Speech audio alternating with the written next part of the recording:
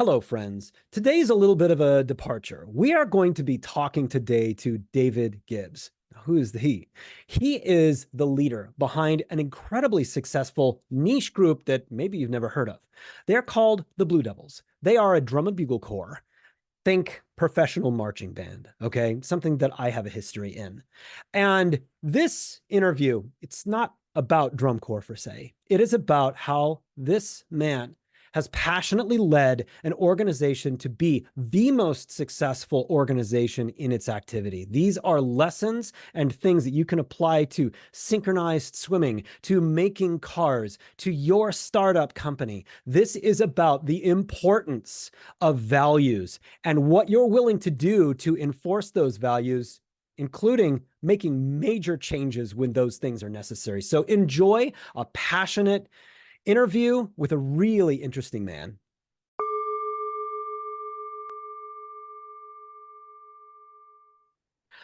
Welcome to the Mindful Mutiny podcast. I'm Jeremy Van Wert, CEO and transformational coach. I help professionals like you dedicate as much time to yourself as you do to your own work by forming a strategic plan for your life, future, and goals. Mindful Mutiny is a podcast about people who thoughtfully rebel against the status quo by pursuing their highest potential.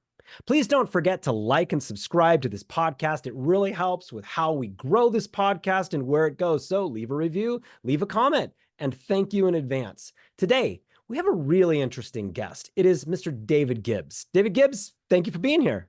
Yeah, thank you for having me, Jeremy.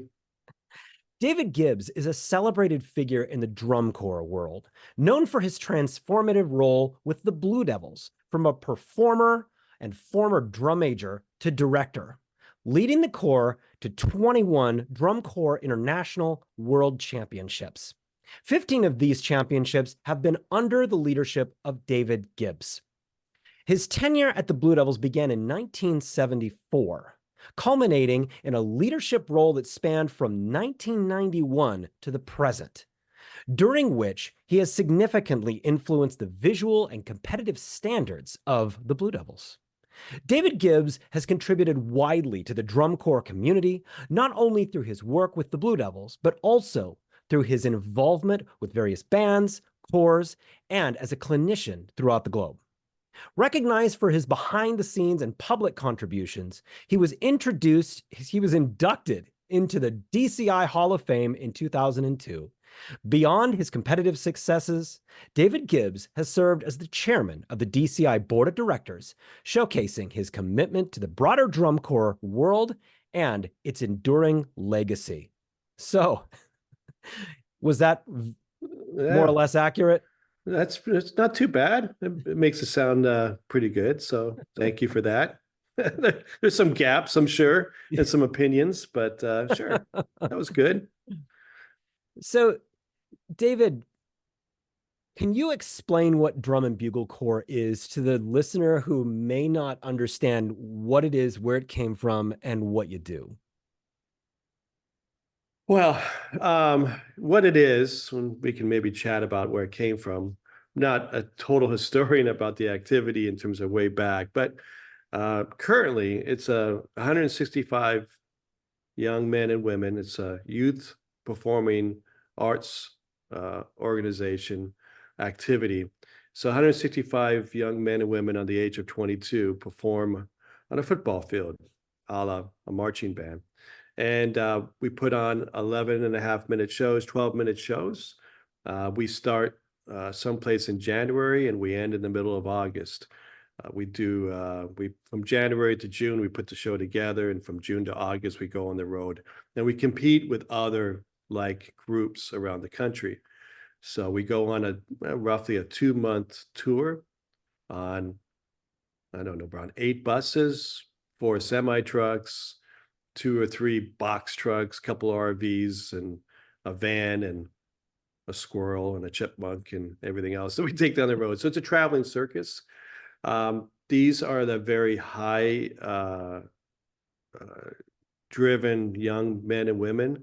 They are at the top of their game. You can think of it like the Olympics, where they're amateur youth are competing at the highest level, but not being paid, but they're doing it out of the love of a sport. And so they're kind of finishing their amateur career, and that's where they're doing it with us. A lot of people that come to the Blue Devils um, and are part of the 165 will dream about it their entire life. So this is a pursuit for them that they'll start sometimes, especially percussions. Performers will start at age 8 or 9 or 10, and they'll dream about being in the Blue Devils. And when they get to 19, 20 years old, our average age is about 20.5, I would say. They will be in the Blue Devils and complete their journey in music, movement, and dance. So we're kind of a moving music ensemble, again, like a marching band. And so they'll come and they'll take their skills and put them on display. We'll have roughly 50, 60 staff, teachers, instructors, designers who put the show together. It's a very creative art form. It's kind of think of a Cirque du Soleil Broadway show on a football field with percussionists, brass players, color guard, which they are dancers. They throw things in the air like flags and rifles, and they're the personality of the ensemble. And so we have designers who put the show, this creative show together, and the performers are the best at what they do in their craft, either brass players, percussionists, or dancers. And so they'll bring that to us, and then what we're really known for is taking this creative artistic art form, and then we'll put together in a really excellent kind of way, like top of the excellence, like lines are straight, they move all together, they do things together, the drummers drum in precision, then we take it to this very high excellent standard. So very entertaining and very amazing from an excellent standpoint. And then we're judged, and we'll have 9 judges who judge us from a variety of skills, from the brass to percussion to how well they dance, as well as how well it affects the audience from an effects standpoint. And then there's other odds and ends from a judging standpoint.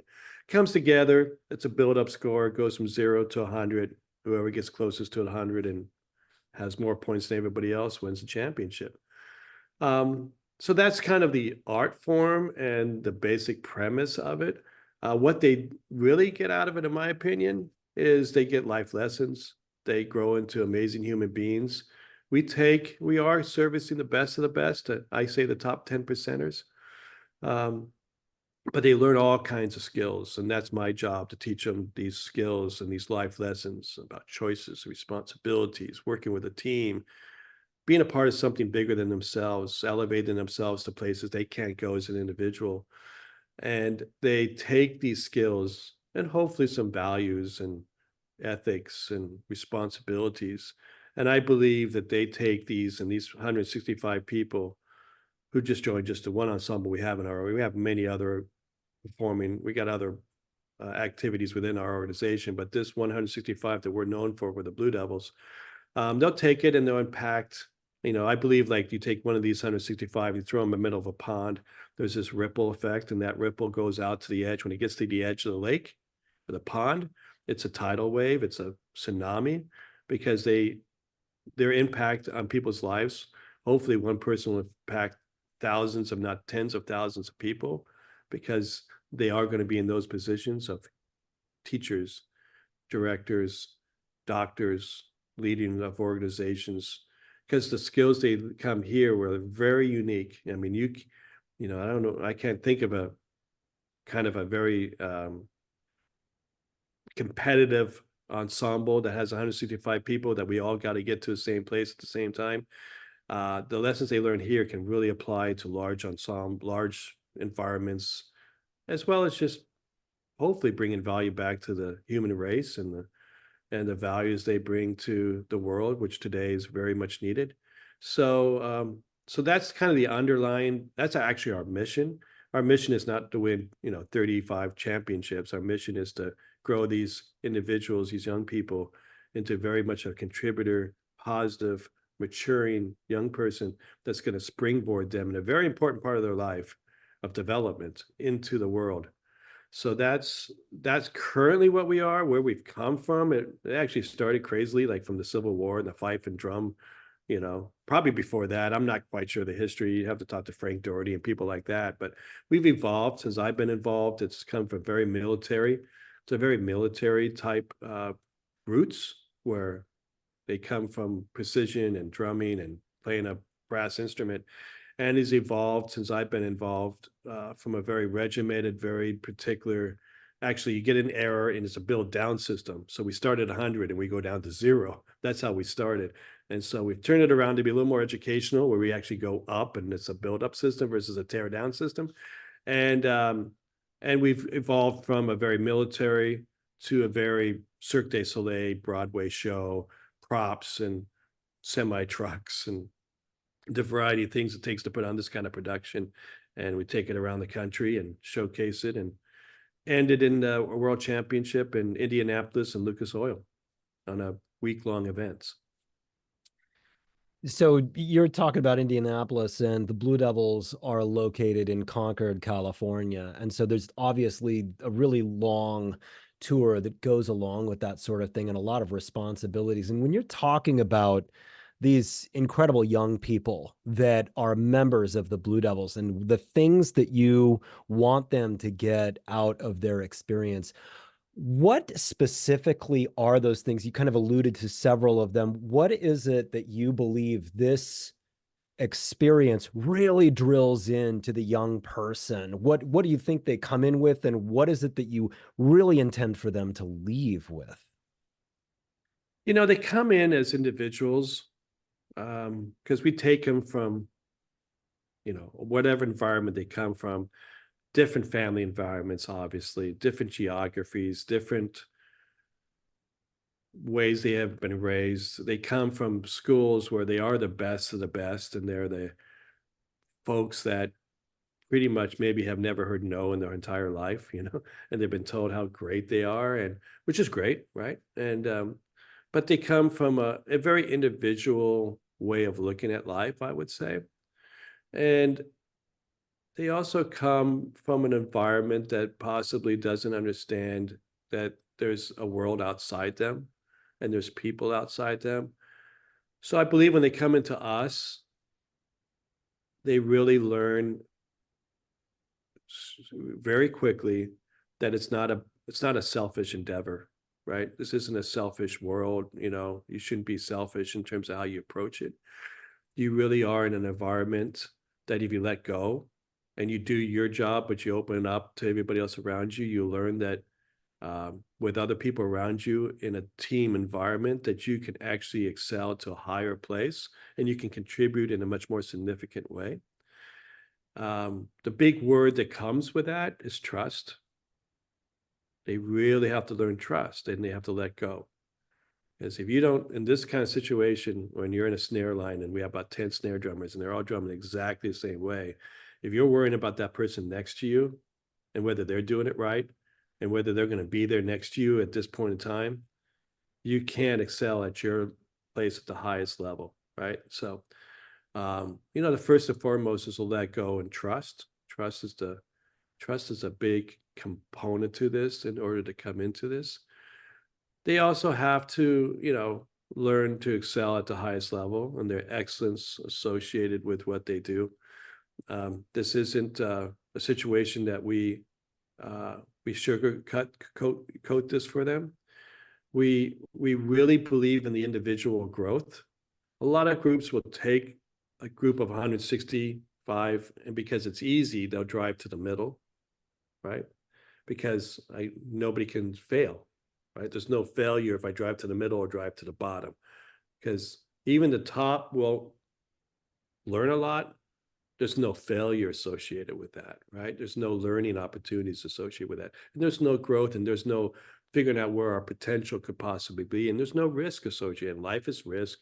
Life has, huge failures associated with it. They have few victories associated. We're trying to mimic life. So we believe to take the individual and let them go to where they're going to go, and everybody has to go with that. So we don't come in, we have one page of code and conduct of true do's and don'ts. We have a handbook that's 50 pages long that guides them. We want them to grow from 18 and 19-year-old who's just learning how to drive and got ability to vote and can have some independence by going off to college, and take this transformative 4-year period of their college years and really bring them quickly into adulthood and let them understand what that means. And that means that there's going to be some big mistakes. There's going to be big victories. There's going to be life lessons with that. And we're kind of trying to mold them through that. So driving for that excellence, taking on that situation where they can miss mistakes, and we're there to help them, but not tell them. So we strongly believe that we're not there to kind of handhold them. We believe this is an individual responsibility that comes with choices, as life does, right? So life is all about choices. And with a choice comes goods and bads, responsibilities that you have with those choices. And we'll help to guide them through their understanding that nobody in life is going to kind of guide you through those exact choices. It's your moral, ethical guardrails that dictate how those choices come, and your responsibility to yourself as well as others in this big team environment. So they quickly learn their choices have impacts, not just themselves, but everybody else. And their responsibilities are more than just selfish. Like I said in the beginning, they're just not a selfish activity. The responsibilities, again, are primarily to themselves, but everybody around them. So they really kind of transform, we believe, into this. We teach the heart, mind, and soul through buzzing on a mouthpiece and hitting a drum, that they're going to really understand, what life's components are. And then as we get to the competitive aspect, they learn how to, learn from their losses and learn from their failures and be humble in their victories and their successes, because sometimes they're fleeting. And every victory and every failure is a learning environment, learning situation for them to get better as a human being. And by the time they come in from the beginning, which I tell them, snapshot this, the time that they get to the end, then I try to encourage them to journal, because the journey is extreme, right? They can understand their growth and they can acknowledge that. And at the end, a lot of times they're successful. Endings are not. It's the journey, it's the learning, it's the growth that's really what they do. I mean, we've won 21 times, and you go back to somebody that won number 12 or whatever. They're not going to remember that last show. They're going to remember the journey. They're going to remember the life lessons. They'll come back to us and say, now I get it. I understand the building blocks that you guys were teaching us. And they'll remember that more. Of course, the ring that we get at the end is nice when we win and other victories, but the immersive experience that they get out of this thing is truly like no other that you can get in any kind of other activity. There's kind of close examples, but this one's really important. So we want them at the end of the day to be amazing contributors to this planet in a positive, healthy, non-judgmental, destructive way. We want them to be contributors who don't judge, who accept, who love, who embrace, the acceptance part is huge. They're coming from a whole variety of different political and ethnics and families, and they got to come together and accept and not judge. They might not agree with, they might not like sometimes, but they got to put that aside and realize human beings have to interact in a positive, loving way. We call ourselves a family, and within the family it can be dysfunctional, but there's still always love that pulls together. And so that love hopefully embraces this. And usually about 10 years later, these are the closest friends they'll have their entire life. They'll be a part of their weddings. They'll be a part of their funerals. They'll be a part of their life events. They'll be able to call somebody up they haven't talked to in 10 years because it's such an extreme experience. Then they'll pick up right where they last left off. These are bonds that they'll have as individuals with each other now because of the experience will last forever. So, and we've seen direct results of this. These kids are highly employable. They're sought after. They do contribute. They do give back. And they are for the most part, they're the best of the best, and really proud of that. That really leads into where I was going to go next. These young people, they end up doing really amazing things. And you've been with the organization for a really long time. I'm sure there are some examples of young people that have gone on to do really incredible things. I think that a lot of these young people end up going on to be music educators, but I know that there's people who have done other things as well. When the member leaves the Blue Devils and they go out into the world and they have these values of hard work and non-judgmentalism and this kind of heart for doing good for the world, where have these young people ended up? It's surprisingly remarkable. I mean, I can't even list pretty much any kind of high pursuit, 60, I think it's around 60% will become educators. So they become teachers, which is the unsung heroes of our world, right? Of the teachers, and underpaid, undervalued, but they are shaping our young people for the rest of their life. And so a lot of them will give back through teaching, music or other skills. It's crazy. I mean, even when they're performing, we've had people who are getting their masters at MIT, right? Few of them are already married. One had a kid already. They are actually have springboarded into this life of theirs, and they know the direction. They're engineers, they're doctors, they're leader of organizations, they're neurosurgeons, starting entrepreneurial organizations, making a difference by the companies they start in a passionate way, right? So they're not just, it's crazy. Like a lot of times they won't start, a lot of times for selfish reasons of money, they'll start kind of mission driven new organizations that have a cause.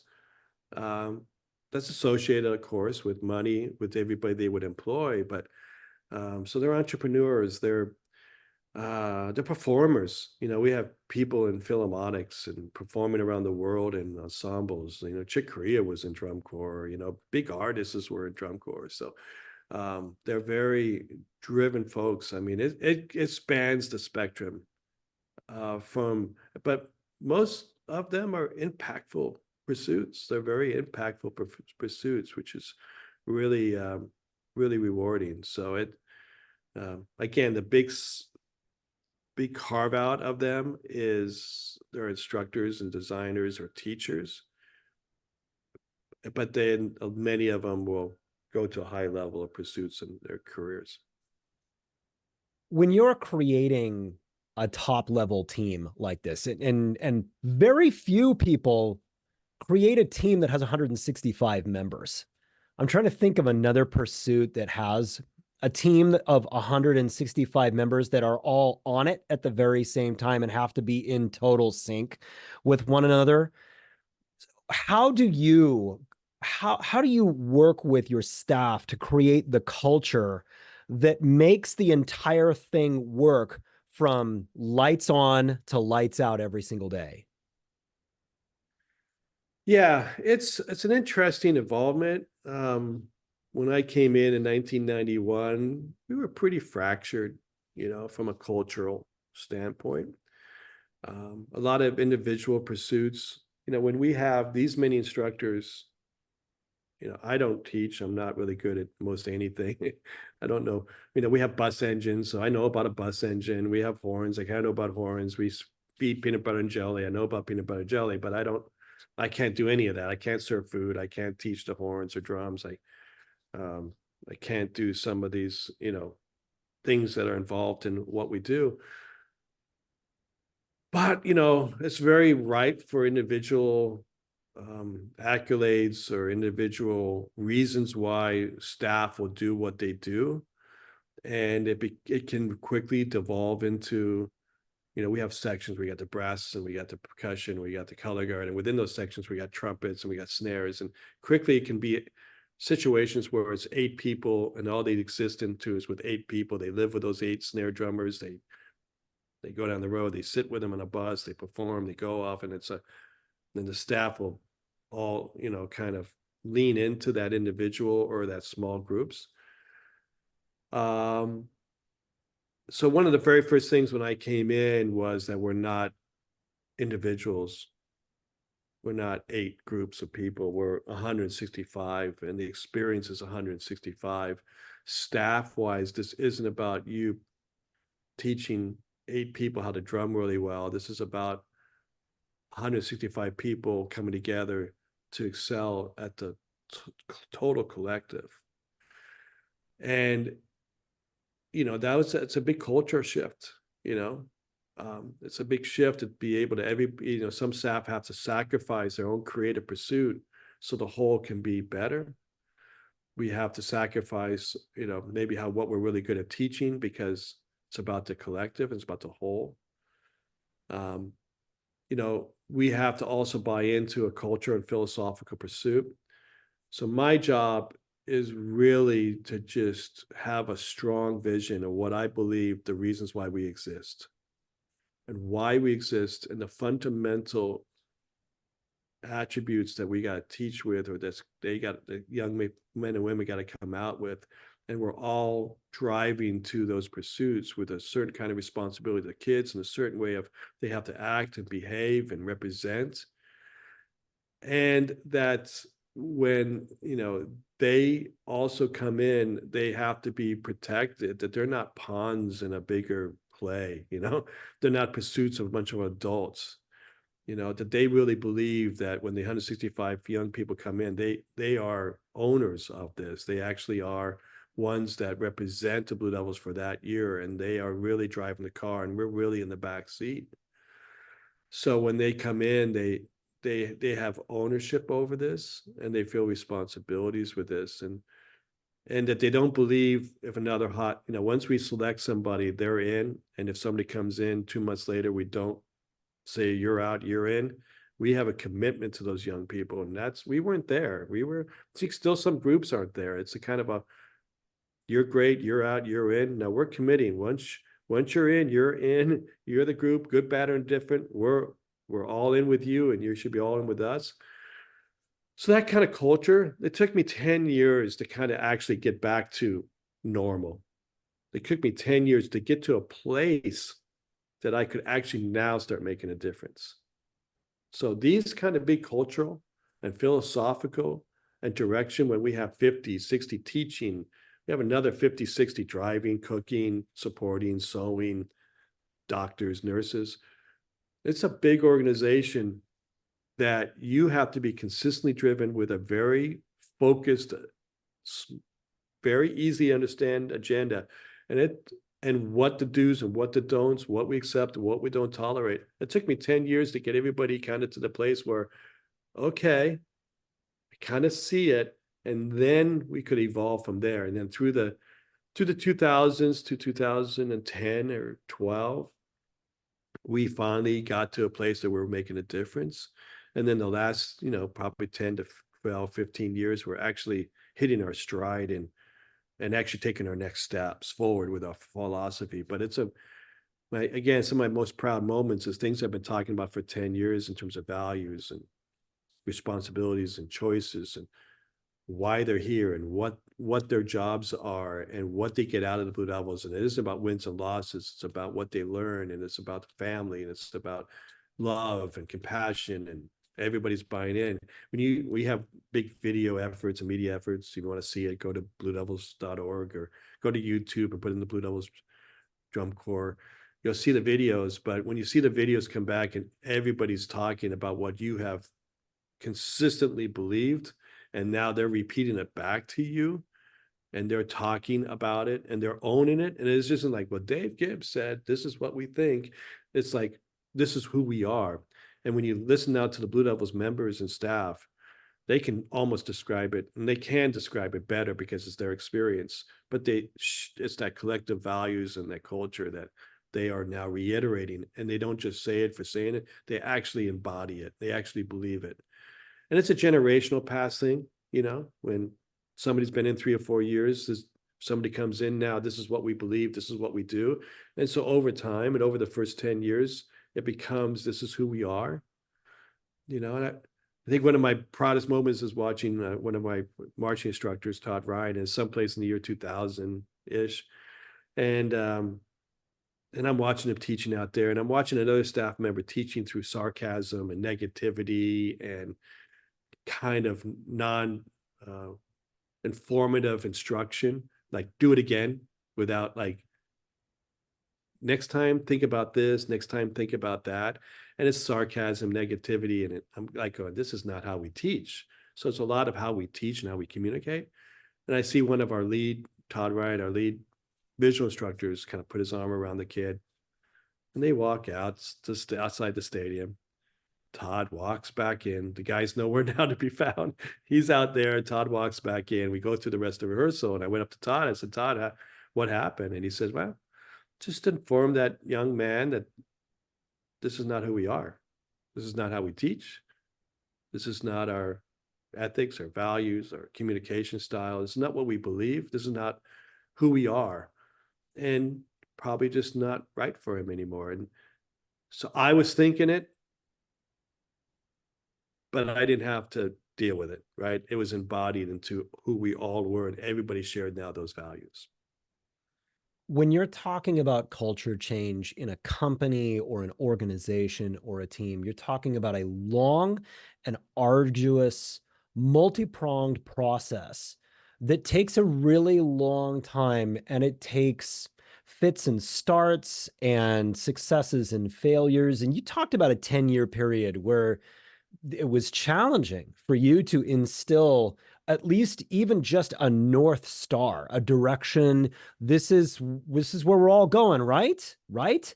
And so what were the challenges that you had in that first 10 years getting things realigned? Because this organization, 1957, it started.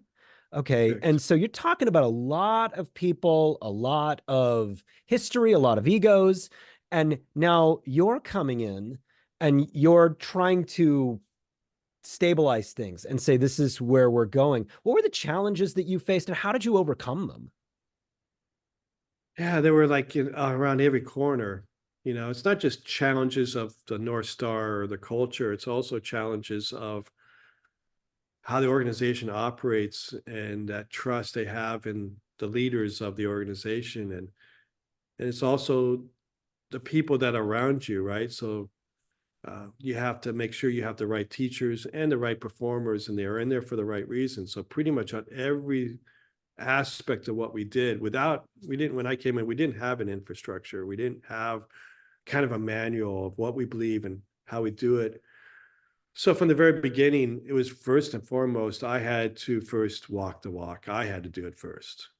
You know, I couldn't ask anybody else to believe in me if I didn't provide an environment that allowed them to be set up for success. You know, I believe you listen to any coach or any highly successful leader of people. Um, you know, one of the main things you hear is you got to set up everybody for success. You never put them in situations that they will fail in, right? But in order for that to happen, you've got to build an infrastructure, a way of operating to what we believe and how we do what we do and how we run a youth organization at this highest level. So when I came in, you know, the very first, I mean, the guy before me left, got a job instantaneously, had to go away for a year to train and learn about it. And I've been around for, you know, since 74. I took over in 91. So I knew this. I knew all the people. Sure, I can do this thing. But it's hard, you know, it's really difficult. There's a lot of moving pieces with a lot of, you know, again, we have 260, 280 people involved at any one given time. Everybody's got to be on the same page. So when I came in, first camp, things got pretty well. We learned things, and the whole drumline came up to me and gave me an ultimatum. Either they thought they could control who was teaching them. So either all those people, one person leaves, or we all leave as a drumline. And, you know, that was the first line in the sand to say, that's my job. This is your job. You can't control that. You're obviously doing it as an individual selfish reason. You're not doing it for the collective. You're not trusting people around you. You're not understanding this is an environment. You have some things that you can contribute to. Here's what you do. Here's what I do. We're all going to do our jobs at the highest level. I'm going to make you be successful. You're going to trust me. So the entire drumline quit. So I went through the first year without a drumline. Then my food people quit. Then my bus drivers quit. Our infrastructure was broken. for we had staff in a variety of ways that didn't work well together, didn't believe the same values, didn't teach in the same ways. So for the first 3 years, it was really building the organization infrastructure and how and why we do what we do. From, you know, the component of how what we do is really important because it's a very physical, very demanding situation. Kids come in, they practice 12, 14, 16-hour days. We travel at night on buses. We sleep for 4 hours. We get up, we do it again. We feed out of a food truck. But in order to support this highly physical activity, mental and physical activity to perform at the very highest level, we need to support that with everything in terms of the philosophy, how we go down the road, how much sleep they get, the people feeding them, the buses they go in, that they don't break down, they actually work, they have nutrition, they have food, they have people around them that take care of the things that they are should be taken care of. So that was fairly broken. So again, the first 3 years is devising a standard of how we take care of kids, how much sleep they get on a given night, what they feed, how they're taken care of, what our responsibilities are, who the people are in front of them, who teaches them, how the support staff works. I really believe in a pyramid structure. I believe that you have one person who's at the top, and then I don't interact with the 80, 90, 100 people that are out there delivering on the mission, but I can work in with 4 or 5 people, and they will work with those 4 or 5 people. I believe in hiring the best and letting them do their jobs and not getting into day-to-day business because I don't know that. But I do believe in giving them the organizational infrastructure, the way of operating, how you fit within our world. So I'm going to let you do your thing, but this is what we do. This is what we believe, and this is how we do it.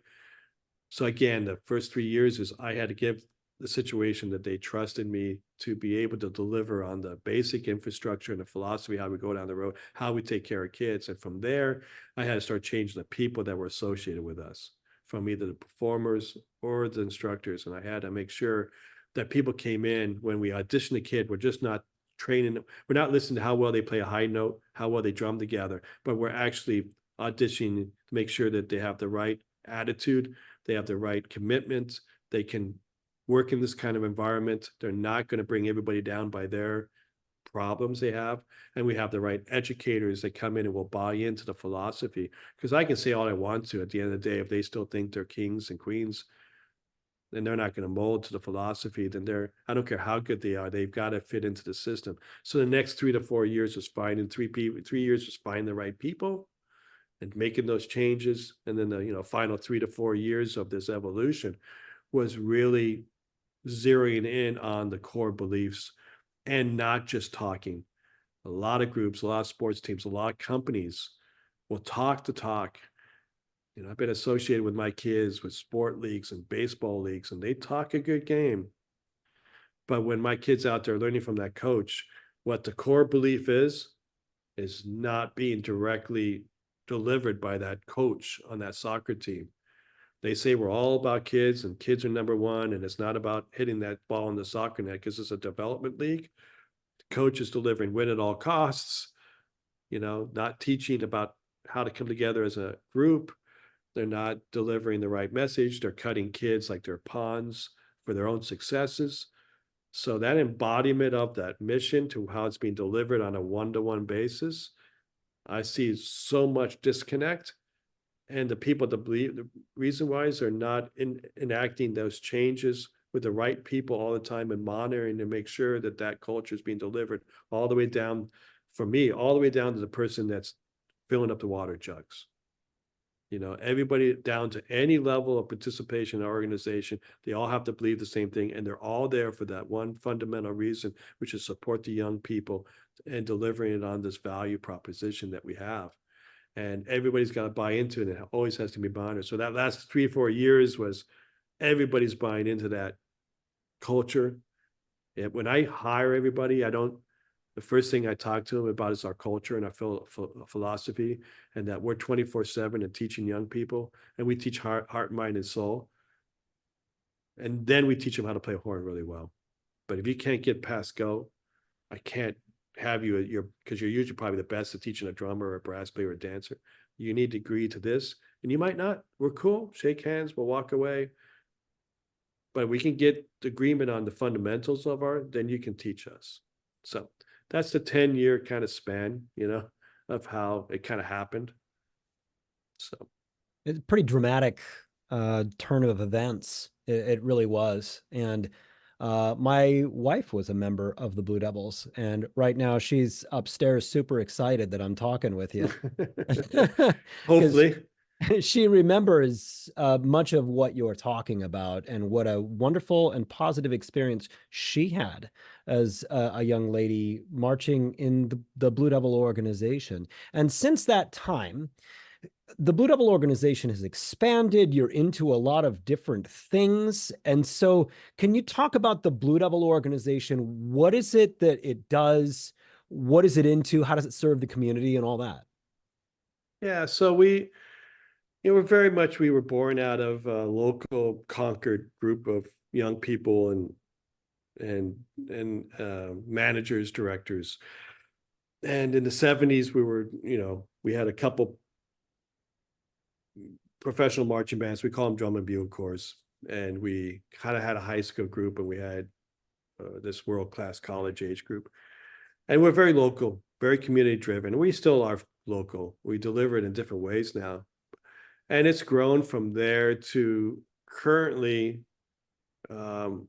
we have college age, the Blue Devils, which everybody knows us to be. Our organization umbrella name is called BD Performing Arts, and it houses programs. So one aspect of what we do is programs. So our programs are the Blue Devils, the best of the best in terms of this drum and bugle corps marching band. Then that's a college age. We have a high school program that's kind of a hybrid of local, and they actually will travel to the world championships at times.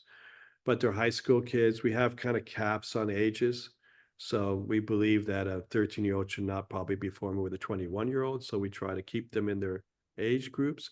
And then we have a junior high drum and bugle corps. That's kind of for the beginning. You start out, you want to get a little bit more out of your music career or your performing career. You can go start this, and all these are additive to their high school programs or their educational. We believe every program we start are additive, shouldn't be substitute for it.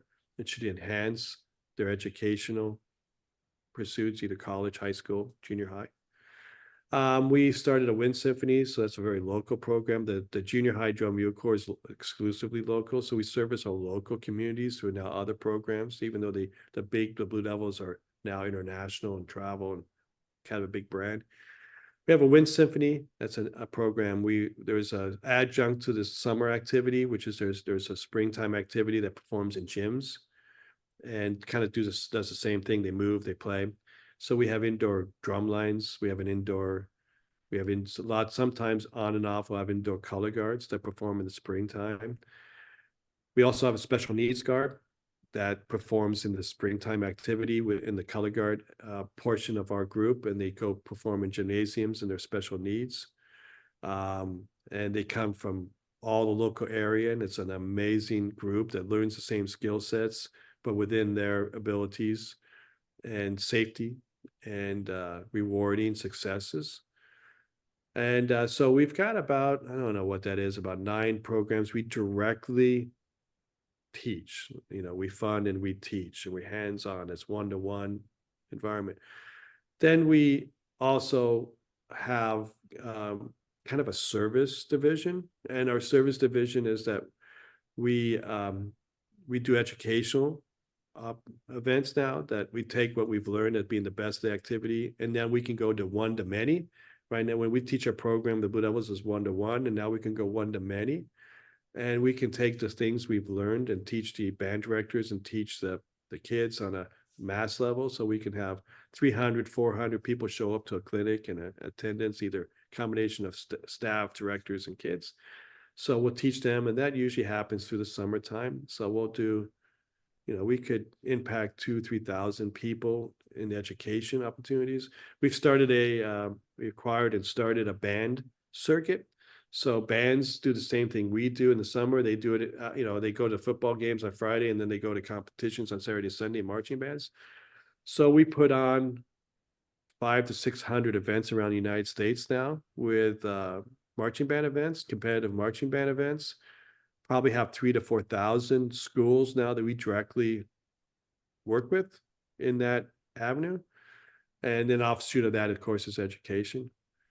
So we're all into our little ecosystem and a sphere of influences around kids and bands and delivering on that same mission that we have for the Blue Devils around that. We've started a entertainment company because we would get asked to go do corporate gigs and sporting events. So now we're the performing ensemble for the Warriors, for the 49ers, for the Indianapolis Colts.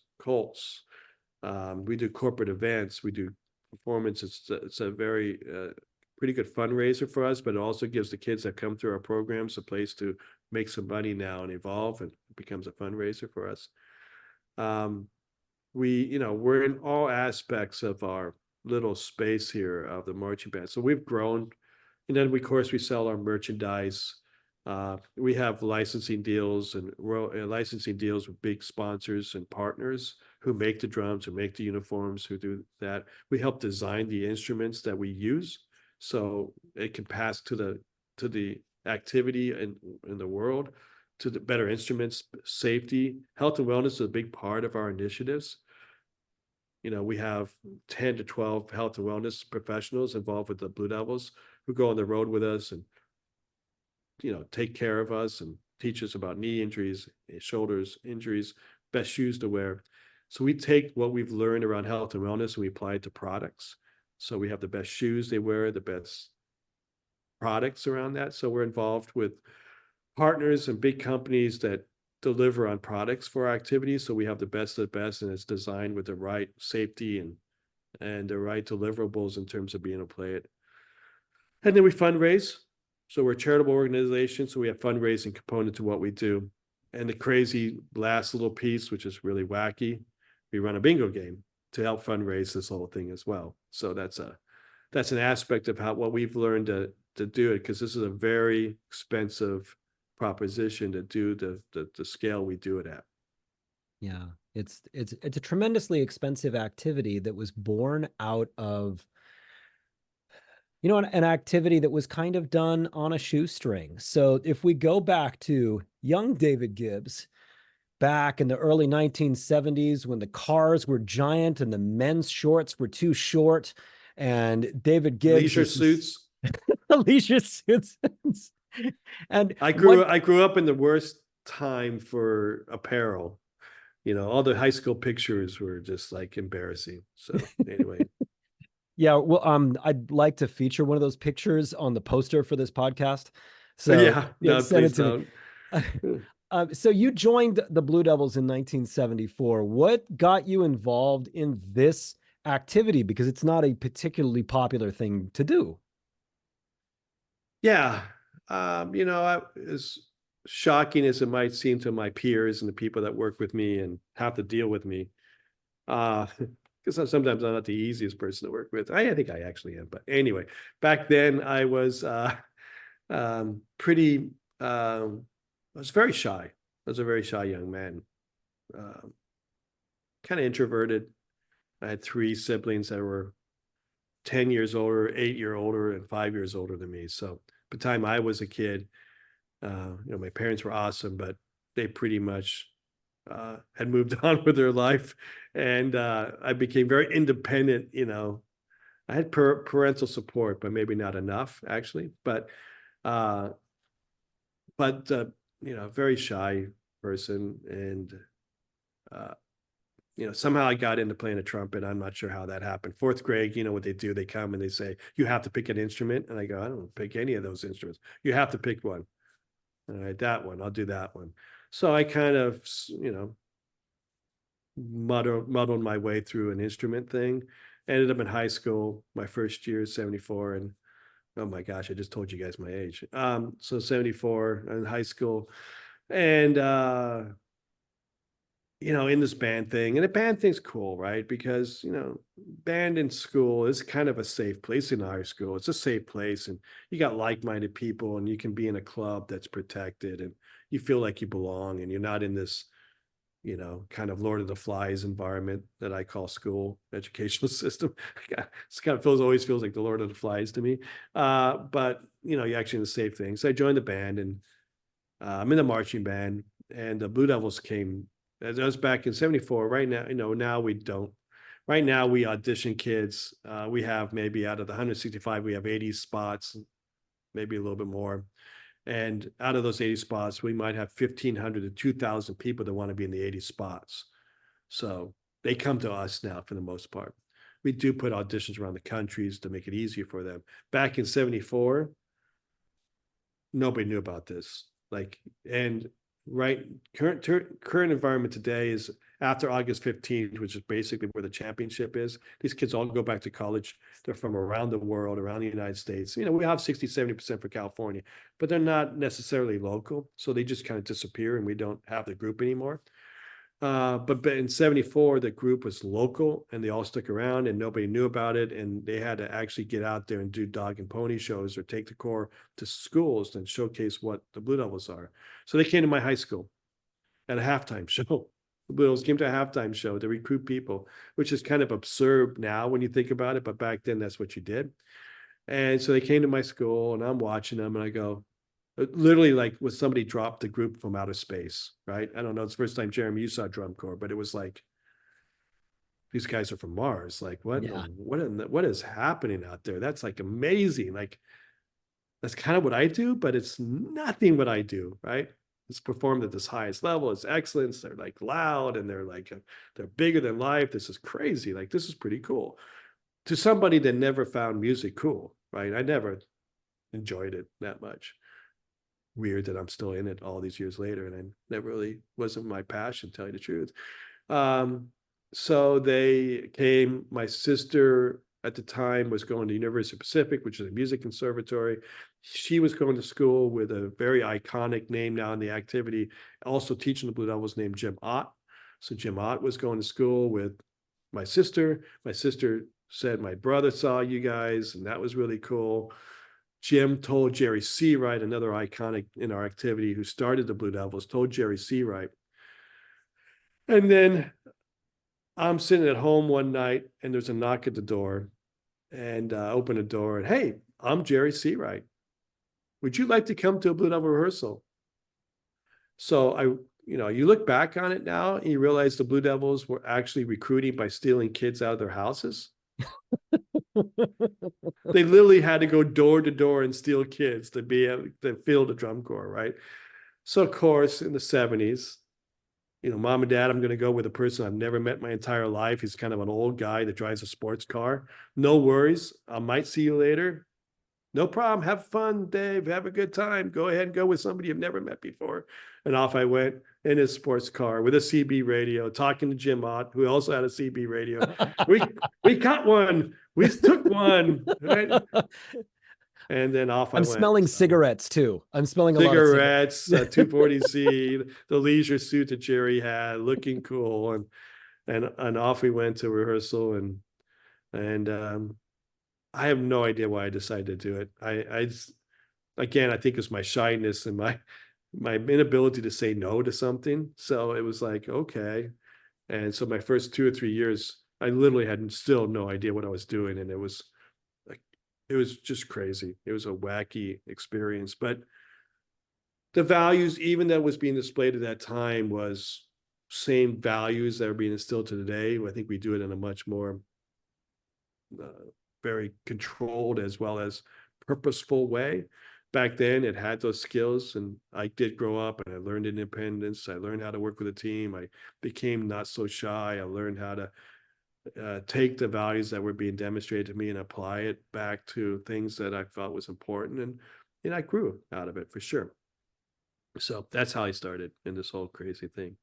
Well, and that's the '70s, and you have your membership journey where you became a leader, the drum major, and then you obviously had an instructor journey where you you learn to teach and you learn to mold, you learn to coach, which is a very difficult job, especially back in the day where everybody had to sleep sitting up on the buses, even the staff, and so it was, and many of those buses were not air conditioned and didn't have restrooms and the whole thing. And so through the 1980s, you stay deeply connected to the activity. Yeah, I went to school for finance, did that. Um, but yeah, this was my, I guess, career through the 80s. I kept involved. I designed the shows, so I choreographed the shows or wrote drills, however you want to say that, and taught. So stayed involved through the 80s and, learned a lot about, like you said, teaching young men and women to be able to take something from a blank sheet of paper and see it evolve to a final product at the end. It's a very creative pursuit. It's a very mental pursuit in terms of how to mold these young people and to get them to all do what they want to be doing at this highest level. And so did that all the way through the 80s, probably wanted to quit 4, 5, 6 times throughout that period, especially towards the end of the 80s. And it was tough. It was hard. And like you said, it was done in an environment that pretty much I kind of describe it as an endurance test. Buses that didn't have AC. I remember seeing a group leave a parking lot with their, so when buses had windows, the windows were down, the bus was black because electricity didn't work. They had hoses coming out the window because the fumes from the bus engine were coming into the bus. So they had to take the toxic fumes out. So there's hoses, the windows are down. They hadn't showered probably in 3 days. They probably hadn't eaten in a day or two. This is another group. It wasn't us. We were doing it better than a lot, but this is when the development, I probably should say all this, but it's not a great advertisement for drum corps. But we have gotten better since then. But but they pulled out of the parking lot and the kids were actually having a great time for whatever reason. But they were all saying as they hung at the window, as I'm watching this thing leave the parking lot with these human beings on it and going, and they were all yelling at the window, "We can make it. We can make it." So it's like, oh my gosh, this is becoming an endurance test, one of those extreme things you see on TVs, Naked and Alive or whatever this things are on the Discovery channels and these, survivor shows. We were a survivor game show out there. Like, we can make it, we can endure this. It's like, I kept thinking to myself, I'm not sure those are the main purpose of our activity is to survive. I think we're there to teach and mold and give grand life experience that you can't get anyplace else in any kind of activity. So that helped shape this through the 80s of like, I don't know, this is the right way to do this thing. So when I came out of the 80s and I got to be in a place where I could actually affect change, those memories of those kind of things just was incredibly impactful. Like this is, we can't do this. And I'm really proud that I think the Blue Devils have helped lead, the safety and the health and wellness and the safety protocols. Now we've got, like I said, we've got 12 health and wellness, we got safety protocols, we got training, we got protections. We train kids on all kinds of, you know, inappropriate sexual, relationships that he might have. We teach them about life outside just of performing. When they come in, we really guide them and lead them into making this be an incredibly place where they can come in and learn and grow, but it's an incredible safe place for them to exist into. And we have to, because society's changed 24/7, social media, everything you do is immediately out in the world. So everybody has the ability to see it. But back then, no cell phones. Basically, a kid would leave in the 80s, leave their home. When I left, mom and dad go, I'll see you in 3 months. And off I went and came back, whoever I ended up coming back at. You lose contact with the world. You had no idea what day it was. It was kind of a petri dish of things that could maybe words to right. So after the 80s, when I came in and started leading the group in the 90s, that was very much impactful to me. It really guided me, like you said, and gave me a North Star of like, we need to evolve to this, or I can't legitimately do this anymore. I can't take young people's and be responsible for the evolution of their lives and feel like I'm doing it correctly. We have to evolve. So that was, and anybody can think back and grew up in the 80s knows what I'm talking about, the variety of issues that happened through the 80s. So, As you're talking, you're talking about rolling with a fleet of people down the road. And this is just one drum and bugle corps. You're rolling with a fleet of people that is just between 280 to 300 people down the road. All of them have a cell phone. And there's a margin for error that anything could happen at any time at any space, where one tweet, one text, one correspondence of any kind can really turn into something. And so what I'm really hearing you talking about is the importance of a consolidated, really consistent and ingrained culture. We know who we are, we know what we do, we know what's appropriate. And getting everybody on that same page, it really has to take, quite a bit of effort. Not just, you're talking about a decade of, turning the giant culture of an organization, but every single year you have to build this because there's new people coming in, new volunteers, new members, and everything. And so as you build the team this year, last year, 10 years ago, how do you start it? How do you talk about it? What are these members hearing from the people in front of them? yeah. Well, I mean, they hear from the variety of voices. What they hear from me and the admin team is the fundamental principle. Every year we start the same way. It might not be the same message. It's a different message for each year, depending upon what has happened, what we see the needs are. Because a lot of the culture is shared from year to year by the people that continue to participate. So we believe those values, will continue to evolve because it's self-policing, kind of a self-policing culture, with the 80 or 90 people, or there's how many the rollover the staff is. We have a very consistent staff. Our staff's been around. We have very little turnover in our teachers, which is really helpful, right? If we were constantly churning those instructors, then this would be a hard thing to stay consistent. So our consistency of the teachers and how long we've been together, and now the immense trust they have and understanding their roles, the roles in an organization is incredibly responsible. Like, you're going to come in and teach the tubas how to move their feet. That's your job. You're not worrying about pancakes in the morning. Should it be French toast? Should it be eggs? You're not worrying about the show didn't get designed. You can have opinions. I'm not going to say you can't think about it, but this is your role if you're going to be happy with that role. So everybody, your job is to fill up the water jugs. Your job is to drive the truck. Your job is to take care of knees and joints. You got to be happy with that role. So those roles are embodied after years of consistency of people who teach us. But when the members come in, we roll, there's kind of a pass through the culture. But there's always new things that we have to be able to address that maybe didn't go right the year before, the 3 years before. And so we learn. It's not just learning for the members, it's learning for us. If you're staying static in every situation in our organization, you're going to die, or you're going to de-evolve. You're going to go to the other direction.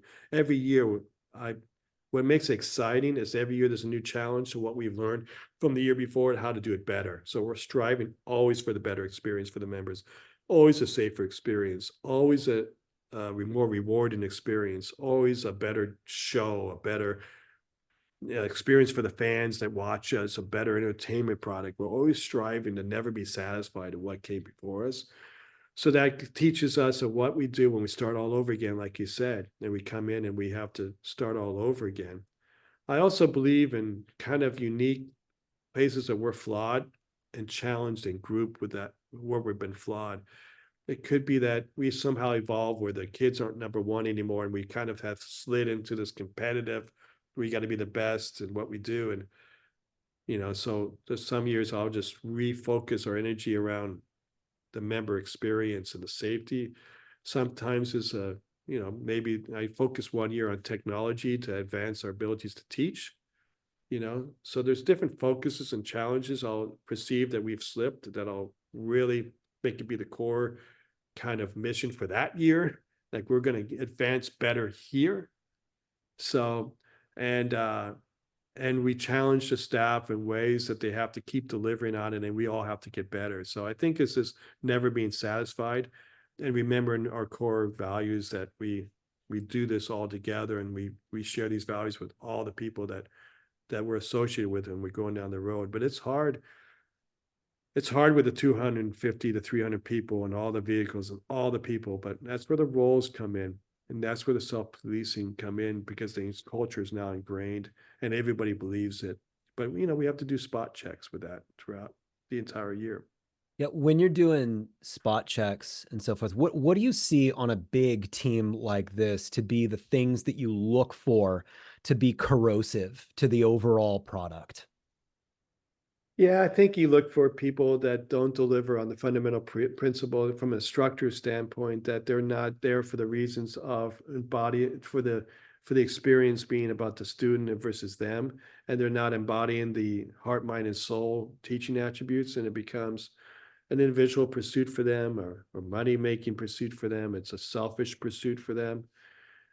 They might be the best at the best, but they're not able to, now where they are in their life, they're not able to work in a team environment and understand their roles. So, when we come in and we get high level instructors come in, but they want to stand up and think that they can make a decision about which kid should be here and not, in terms of how well they behave, or they want to decide they're going to be a designer, and all of a sudden they cause a disruption into the roles that all of a sudden the team starts fraying, and that's what I look for. Like or we're not, if we've been around a long time, that's a good thing. But being around a long time, sometimes we don't stay current.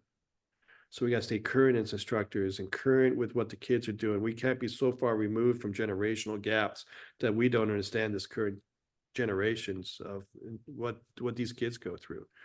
So we got to be current. We got to be effective. As we interfuse the young instructors with the old ones, we got to be able to deliver on a very top end, always evolving ability to deliver on instruction and values, life lessons. And so you'll see individuals that come in who don't know us and are fight against our culture, or do it for selfish reasons, or don't understand their roles. And that's the spot check. Like, this section is instructors are not working, or those individuals are not working, or we're starting to move off of our North Star and we're starting to evolve to the right. And sometimes you just got to make big fundamental changes. If you can't get together by talking about it a lot, you have to make changes with people that are involved with the organization and say, this isn't the right fit, or these group of people, or the caption people are not hiring the people necessary to deliver on our mission. So we got to make fundamental shifts, either our ability to teach and take them to the highest level, or be able to teach and give them the values that are associated with our organization. So they're hard. They're hard decisions. You have to make them decisively. The one thing that I know, it's not everybody likes me. I'm not very self-aware, and even maybe the respect thing is on the verge at times. But the one thing they do, I think, with me is they trust me. So trust comes with respect. Doesn't necessarily come with friendship, though. But they trust. And at the end of the day, they will trust the decision and they'll buy into that. And that's critical to this kind of pyramid structure that everybody has to deliver in their roles. You got to trust, and you got to accept, and you got to understand why you're there. And like, that's where the culture goes all the way to the bottom, that everybody's delivering on the same mission. You'll see it in corporations all the time. You see it in mid-level managers, where the culture hasn't bled down to the mid-level managers and how they treat the people that they oversee. They do it out of selfishness. They do it out of self-advancement. They do it out of, they don't care, and they're not passionate about the individuals that are in their care. If there's people that they oversee, they don't take time to do their job in a responsible, loving, caring way. So the culture, though, at the top end of the mission statement says this is what we do, but it's not. It's getting down to like 2 layers, and it's stopping. It might only get that far. And it takes some hard decisions to say, this is not what we believe, this is not who we are, and we might have to sacrifice money, net income, kids, successes. At the end of the day, if we can't deliver on the core mission, I don't care how many championships we won. I'll tear it down again and start again if I need to.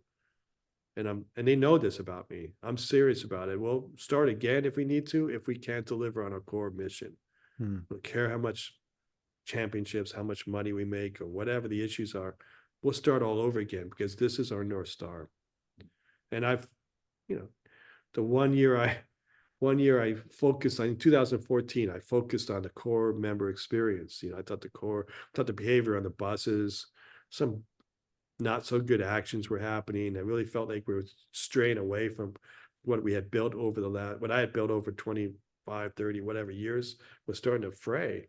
So I focused hard on it. Like, you guys want to be here? This is what we believe. And I'm serious about it. And we got down to Southern California and all our alumni showed up. And I said, and we had a big long drive across the country the next day. And I said, this is ripe for problems here. Alumni shows up, does whatever they're going to do, sends us off. We got a 12-hour bus ride followed by another 12-hour bus ride. I said, these kids have to embody what we believe. And I sat with the staff. I said, this is what we are about this year, 2014. And we'll get to why that's an important year. And they go across the country. And it was the worst action of human beings on a bus that I can imagine in my tenure. Now, maybe not in my tenure, but it was bad. So I get a call and said, the kids did this and the kids did that, and the kids did this and the kids did that on this bus ride. And I went to my admin team. I said, turn them around. They said, what? I said, turn the buses around. We're coming back to California. And they knew me. They go, Dave, can't do it. I said, no, turn them around. I don't trust you. I don't trust them. I don't trust my staff. We've talked for a year about what we want to deliver on. They haven't embodied it. The staff hasn't embodied it, and you aren't able to deliver on it. So turn them around. We're done for a while. And so through this conversation, they knew how serious I was about it. They said, give us one more chance. I had to think long and hard about it. I said, why? Why should I give you guys another chance? How should I believe you now? Right? You've proven what you're not able to do or what you're able to do. Because we're going to go back to the group and we're going to ask them what they want to do, if they want to go forward. I said, okay, let's do that. I came back, talked to the kids, and the kids said, look, we understand. We understand the mistakes we made. It's a big learning out of failure, right? We understand the mistake we made. But I said, I don't want to just hear they understand the mistakes. I want them to tell me what they can do about it. So they decided at that point, we're going to self-police ourselves. We're going to check everybody when they come on the bus. We're going to hold each other responsible. We're going to own this thing. So when I came out 2 days later, the kids all came to me and says, Dave, we understand. We've got this. The members, we've got it. Not the staff. We have this. We understand. We understand our mistakes. I had the same conversation with the staff at the same point in time. They said, you can all go home now. I can do this by myself, or we can go forward. So now we got this. Turned out they did it. And that year we ended up having the most successful drum corps in the history of the activity, with the highest score ever produced at a 99.6, 4/10 off a perfect score. And that would never have happened unless they learned and they took ownership over it. So that's a big spot check, I guess. This is a big evolution, but also the ability for them to understand that this is our values, and there's no gray area in our values. This is what we do, right? So not sure how we went down that rabbit hole, but that's it's a brilliant story. I'd never heard that story before. That's and to turn those buses around, that is no simple thing, because these plans are made long in advance, and these things are schools are reserved, vehicles are reserved, food is paid for. It's a really big deal to do something like that based on a value of behavior and mission. And so the Blue Devils has been the bar none, most successful drum corps in the history of the activity. And so the standard is very, very high for what is expected when a young person comes to be a Blue Devil.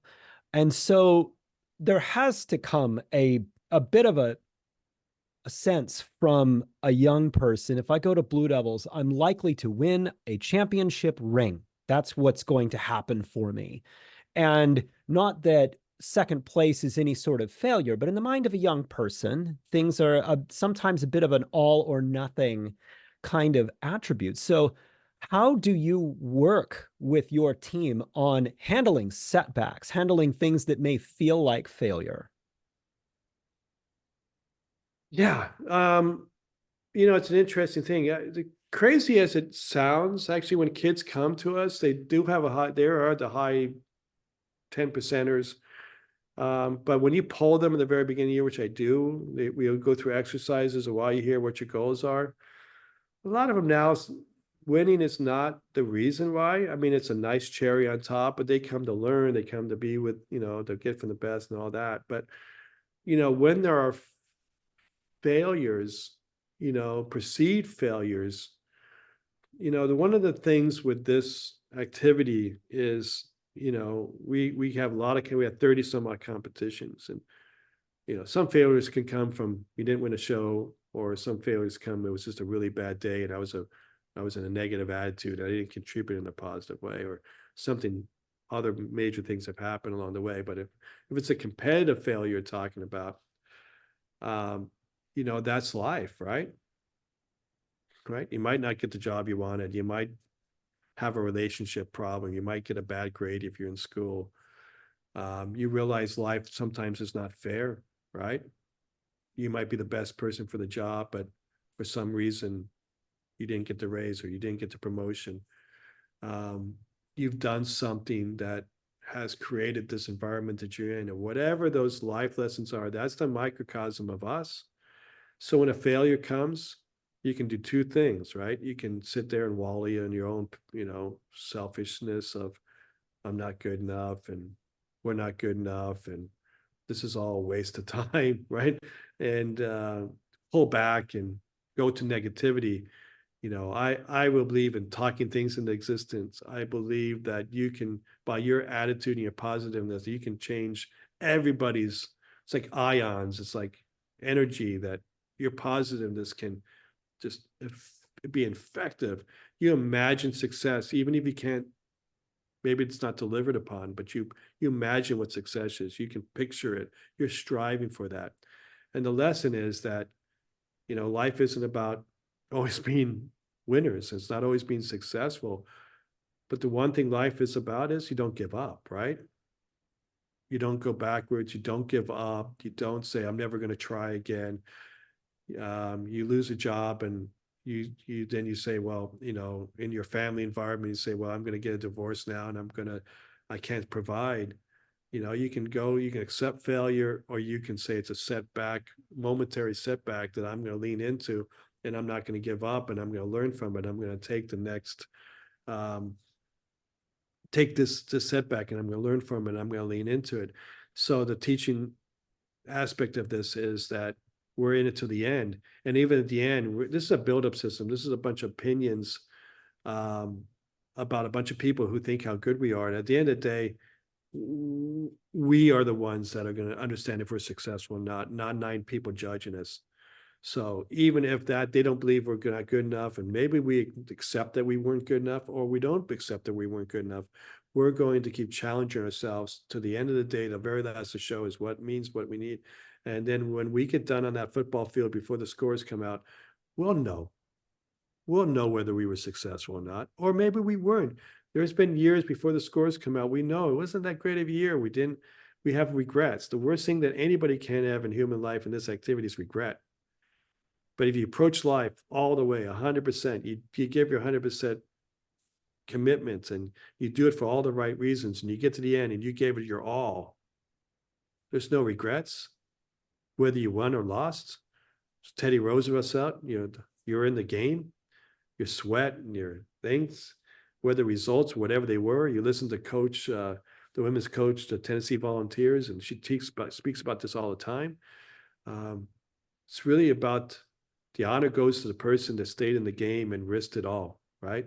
And that challenged themselves, and they got to the end, and they did it for all the right reasons.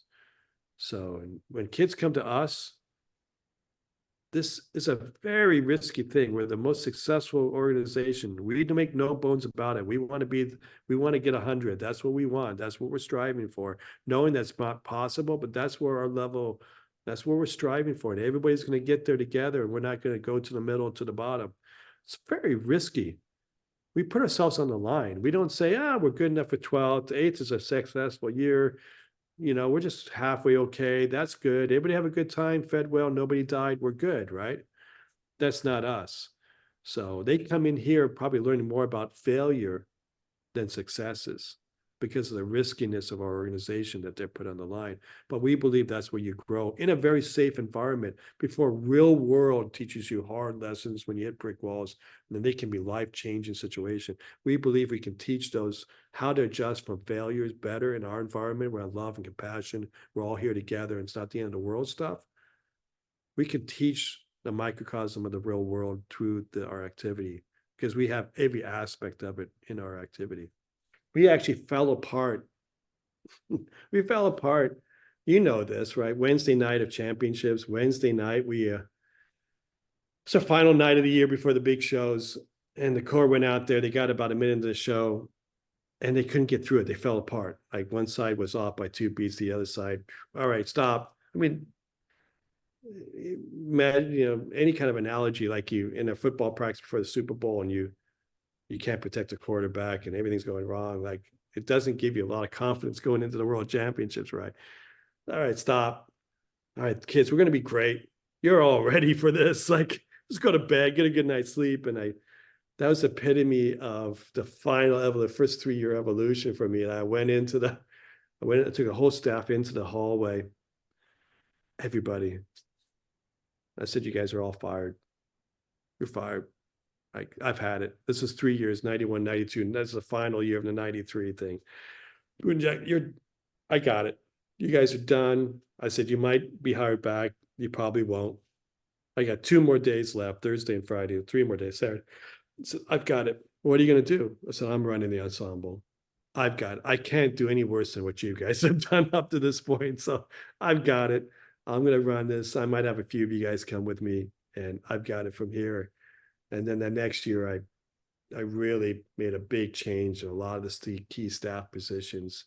And but it was one of those weirdly defining moments where you had to take a stand, right? You had to say, I kind of went along with it for 3 years. Like, maybe I don't know this. Maybe I've lost my mind. Maybe I don't understand. Everybody's telling me, Dave, this, Dave, you should be doing this. Dave, I know you've experienced this in times. You're like, you don't know this, and I've got this, and I'm really good at this, and you don't know that. And I kind of went with the flow as I was building my infrastructure. I was kind of let that be that thing. And I was like, and I realized, man, this thing's out of control. And I know this, I came from this world. So we're done. Line in the sand, no more. I don't care if you're the iconic person on the staff or not. We're all stopping this crazy train. And then I'm going to hire you back one at a time, maybe. Anyway, thought of that story of when we were talking about the 2014 story that was pivotal, absolutely pivotal moments. And you've been doing this activity for your entire life. And what I'm curious about with you, what really still moves you about it? What is deeply meaningful to you about what this activity is, and when it's all coming together and everything? What are the moments that really hit you? Yeah, I think this is going to sound bad to start, but it'll be good later on. But when I came in, it was like, I am not sure when I have kids, I would let them do this activity, right? I don't have a lot of confidence. And so I said, I'm not going to do this. When I came in the 90s, I can't feel that. I can't feel that. I've got to change that. I've got to say that this activity is a truly fully rewarding, grand, life-changing, kick-ass fun experience that you cannot get in any place else in your life. And it's transformative. It's life-changing in a positive way. And we're really doing great things for those individuals as everybody's associated with us. And we've taken that and applied it to our band events and our marching bands, and we believe that across the board. If we're not delivering on that, like I think I might have said this before, we shut that down because I don't care how much money we make with bingo and all these other money-making ventures. If we can't deliver on our mission, we're stopping. So I think I've gotten there for the most of that with that. And I think the situation is now what drives you forward is continuing on an activity-wide level, not just the Blue Devils, but all these groups and this entire activity, and delivering on the experience that we delivered to the kids, as well as delivering on the experience that it's a fan-based situation where fans come and watch us and they get enjoyment watching these performers do what they do at a very high level. And knowing that we're at the top of this rock pile of the pageantry arts and that people look up to us to, when the Blue Devils come, when I turn those buses around, when I turn the buses around, it wasn't just all the plans at Seven Plays, that schools that are running shows and fundraisers are dependent upon this. 10 of the drum corps were headlining shows, don't have a show to run. Like, we impact a whole, kind of a economic environment of, we don't do something, a lot of things start failing a lot along the way.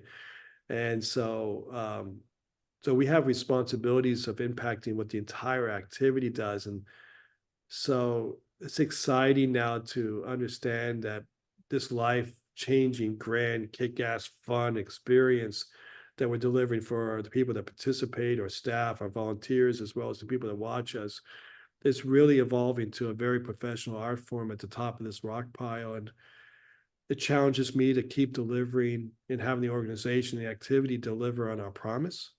I say it's a promise. We have a promise that we're going to do X, Y, and Z, and we got to deliver on that promise. And we can't talk about the promise. Companies and sporting activities and drum corps they love putting together the mission statement, and they put their words on a piece of paper and they hand it out, but they don't live it and they don't embody it. And they don't make sure that everybody associated with it, it's all a fundamental principle of a promise that we have said. We promise to a parent, when we take your young person and your child, that we're going to deliver on a promise. When we talk to a young person, we promise we're going to keep you safe and we're going to deliver on things you're going to learn and grow. As an activity, we promise we're going to evolve the pageantry art form, the educational initiatives, the abilities to float all the boats by a rising tide, because we're at the top of this rock pile. So I think that's what motivates me. I'm in a different role, so I can not really as much, I still am kind of hands-on, but trying to give the ability to look at the bigger picture at a 30,000-foot level. So this whole thing can continue its amazing ability to impact kids and deliver on a fun entertainment night out for a family of four that want to aspire from a marching band to be in this amazing production.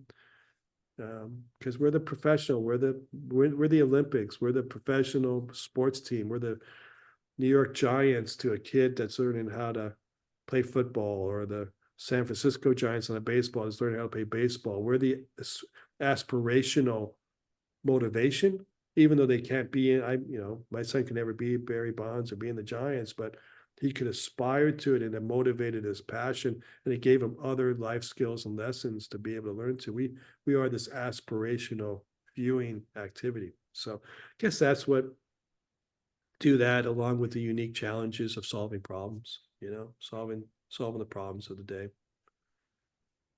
David Gibbs, thank you so much for being a part of this and for coming and talking about really your foundational principles and how you have built something so tremendously successful and so admired by so many people. And I just appreciate you sharing those pieces of you, because I know you don't really speak publicly very much. And I just really appreciate your time here. Yeah, no, I appreciate you, Jeremy. It's been fun, and you're an amazing person, and I think you're doing great things with your podcast and having a variety of people in to talk about uh, just doing great things in their lives and how to aspire to amazing things. So good job with your pursuits. Good luck. Well, thank you again. And please don't forget to like and subscribe to the Mindful Mutiny podcast. In a lifetime, there are more decisions than anybody can count. Living the highest form of yourself is the most rewarding thing that you can do. Make incredible, positive, risky, and bold decisions to be the highest version of yourself. Now go be something great.